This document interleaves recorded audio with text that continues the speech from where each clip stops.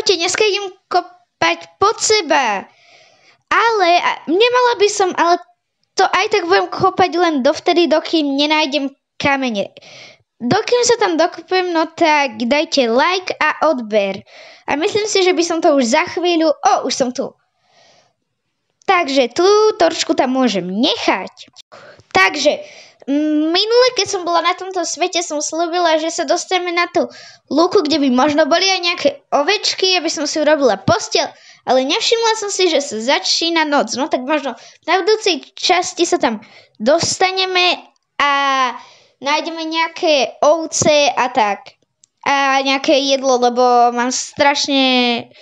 Lebo tam som našla len králiky, tam, kde som bola doteraz a proste... Toto sa myslím, že dá kopať iba krompáčom. No, lebo tak nejak, toto som nikdy nevidela. Nie som noob, ale zase nie je úplne ani nejaký profík. Ešte predtým chcela som len povedať, že proste nie som úplný noob v Minecrafte, ale ani nejaký profík. Porazila som Ender Draka len v kreatíve. No, ale to je aj taký blbé. No, dobre, tak sme zás v tejto malej blbosti. Ideme sa pozrieť, ako je to von. No, dobre. Von asi nejdem, lebo mal typek trojzubec a ja sa troška bojím trojzubcov, teda zombíkov s trojzubcami. Tak myslím si, že by som mohla ísť zase dole. No, tak to som na nič asi zakopávala. No, urobím si rebrík, aby... No, ale ako... tak málo stykov. Možno ešte nejaké dosky mám pri sebe a možno by som to zvládla. Takže v podstate nie som na tom úplne ani nejako zle, ale ani nejako dobre. Mám nejaké farbivo a z toho by som si, teda kvety a z toho by som si mohla urobiť farbivo. No vidím, dá sa to kopať aj krompáčov. Ale mňa teraz zaujíma, že či sa to dá kopať aj rukou. No, nie. A potom si urobím nejaký kamenný krompáč a teda niečo si proste urobím z toho, možno nejaké schodíky, ale je to až na budúce.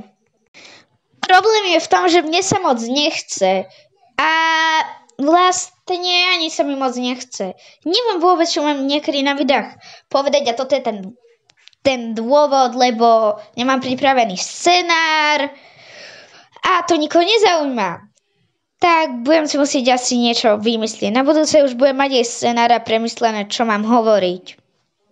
Ja teraz idem hovoriť do konca videa, iba keď už sa bude končiť a pustím nejakú hudbu.